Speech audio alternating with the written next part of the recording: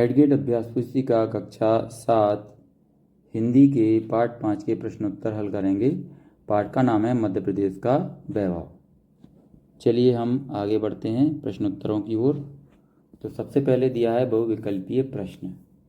तो प्रश्न नंबर 1 है हमारे सामने, जीवाश्म राष्ट्रीय उद्यान कहाँ है।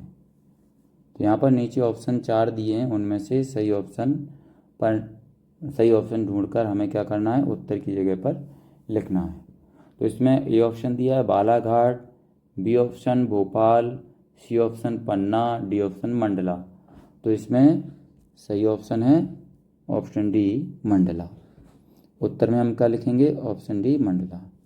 इसके बाद प्रश्न नंबर 2 है, अंक शब्द का एक अर्थ है संख्या, दूसरा अर्थ है ऑप्शन ए कीचड़, ऑप्शन बी देखना, ऑप्शन सी गोद, ऑप्शन डी पानी। तो इसमें सही ऑप्शन है ऑप्शन सी गोद। उत्तर में हम क्या लिखेंगे, गोद। इसके बाद प्रश्न नंबर 3 है, भरत मिलाप का प्रसिद्ध स्थल है। ऑप्शन ए खजुराहो में, ऑप्शन बी चित्रकूट में, ऑप्शन सी भीमबेटका में, ऑप्शन डी उज्जैन में। तो इसमें सही ऑप्शन है ऑप्शन बी चित्रकूट में। उत्तर में हम क्या लिखेंगे, ऑप्शन बी चित्रकूट में। चलिए इसके बाद प्रश्न नंबर 4 है, शबे मालवा का अर्थ है। ऑप्शन ए मालवा की सुबह, ऑप्शन बी मालवा का भोजन, ऑप्शन सी मालवा की रात, ऑप्शन डी मालवा के महल। तो इसमें ऑप्शन सी है मालवा की रात। उत्तर में हम क्या लिखेंगे, ऑप्शन सी मालवा की रात। चलिए प्रश्न नंबर अगला है प्रश्न नंबर 5, अनेक पर्यटक ग्वालियर घूमने आते हैं, इस वाक्य में संयुक्त क्रिया है। ऑप्शन ए ग्वालियर घूमने, ऑप्शन बी पर्यटक आते हैं, ऑप्शन सी अनेक पर्यटक, ऑप्शन डी घूमने आते हैं। तो इसमें सही ऑप्शन है ऑप्शन डी घूमने आते हैं। उत्तर में हम क्या लिखेंगे, ऑप्शन डी घूमने आते हैं। चलिए इसके बाद हम आगे बढ़ते हैं। आगे दिए हैं कुछ प्रश्न दिए हैं, उससे पहले दिया है नीचे दिए गए शब्दों में से उचित शब्द चुनकर रिक्त स्थानों की पूर्ति कीजिए। तो वो शब्द कौन कौन से हैं, सिख धर्म अधिकतम 2028, पन्ना तयाधिक 2027, बौद्ध धर्म जबलपुर, महाराजा छत्रसाल और छत्रवीर शिवाजी। तो इसके बाद प्रश्न नंबर 6 है, सांची के स्तूप खालिस्तान में क्या भरेंगे, बौद्ध धर्म के स्मारक। प्रश्न नंबर 7 है, खालिस्तान में लिखेंगे पन्ना हीरे की खानों के लिए प्रसिद्ध है। इसके बाद प्रश्न नंबर 8 है, छतरपुर शहर का नाम खालिस्तान भरेंगे महाराजा छत्रसाल के नाम पर रखा गया है।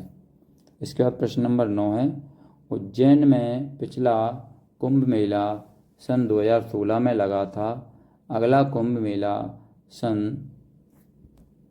2028 में लगेगा। यहाँ पर ये खालिस्तान में क्या आ जाएगा, 2028। चलिए इसके बाद प्रश्न नंबर 10 देखते हैं, अधिक में तम प्रत्यय लगाने पर बनने वाला शब्द खालिस्तान में क्या लिखेंगे, अधिकतम होगा। इसके बाद अति लघु उत्तरीय प्रश्न है।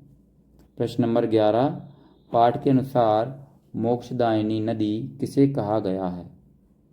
तो उत्तर में हम क्या लिखेंगे, पाठ के अनुसार मोक्षदायिनी नदी नर्मदा नदी को कहा गया है। इसके बाद अगला प्रश्न है प्रश्न नंबर 12, निम्नलिखित में से लोकगीत और लोकनाट्य पहचान लिखिए। दादरा, माच, भजन, ढोला मास, स्वांग, ठुमरी। तो उत्तर में लिखेंगे लोकगीत में क्या आता है, दादरा, भजन, ठुमरी। इसके बाद लोकनाट्य में क्या आता है, माच, ढोला मास और स्वांग। इसके बाद प्रश्न नंबर 13 है, सोहन खेलता है और मुनिया पढ़ती है, वाक्य में से क्रिया शब्दों को छांट कर लिखिए एवं एक क्रिया शब्द युक्त वाक्य बनाइए।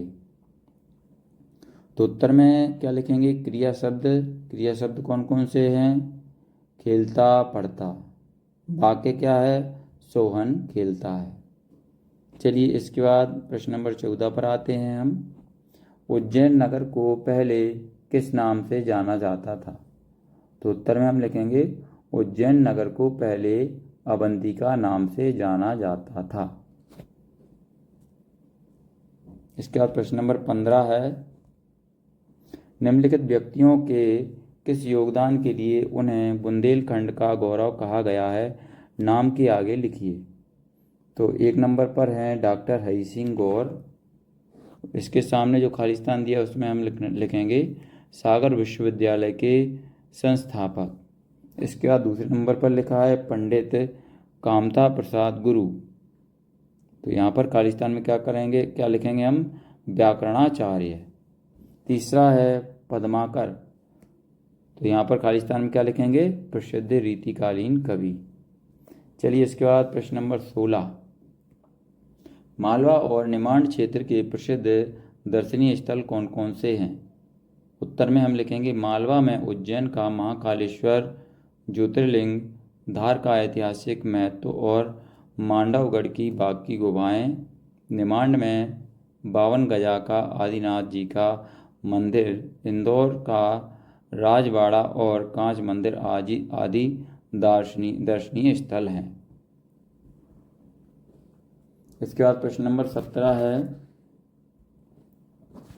यदि आपको मध्य प्रदेश में भ्रमण का अवसर मिले तो आप किस स्थान का भ्रमण करना चाहेंगे? कारण सहित लिखिए।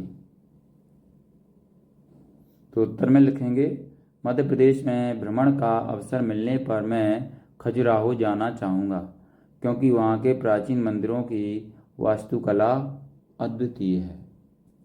चलिए इसके बाद प्रश्न नंबर 18 है, ग्वालियर की किन्हीं 3 विशेषताओं का वर्णन कीजिए। तो विशेषताएं, ग्वालियर की 3 विशेषताएं कौन कौन सी हैं?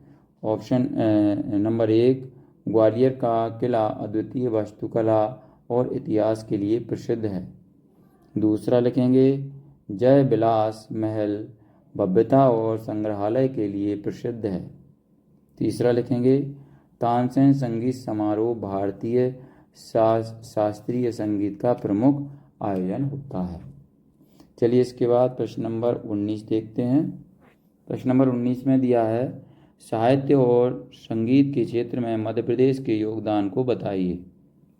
उत्तर में लिखेंगे मध्य प्रदेश का साहित्य और संगीत में महत्वपूर्ण योगदान है।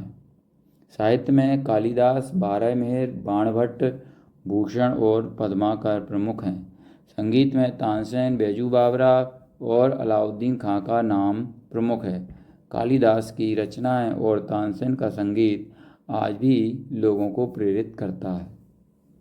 चलिए हम आगे बढ़ते हैं प्रश्न नंबर 20 की ओर।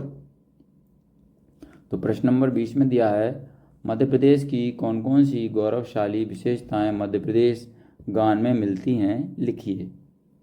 तो उत्तर में हम लिखेंगे मध्य प्रदेश गान में प्राकृतिक सौंदर्य, ऐतिहासिक धरोहर, सांस्कृतिक वैभव और धार्मिक महत्व की विशेषताएं मिलती हैं। नर्मदा नदी, सतपुड़ा पर्वतमाला, सांची स्तूप, खजुराहो के मंदिर, तानसेन का संगीत, कालिदास का साहित्य, महाकालेश्वर ज्योतिर्लिंग और ओंकारेश्वर का धार्मिक महत्व इसका हिस्सा है। चलिए यहाँ पर ही हमारा पार्ट 5 समाप्त होता है। तो बच्चों, अगर आपको हमारा ये वीडियो अच्छा लगा हो तो इस चैनल को लाइक ज़रूर करें, इस वीडियो को लाइक ज़रूर करें। अगर आपको हमारा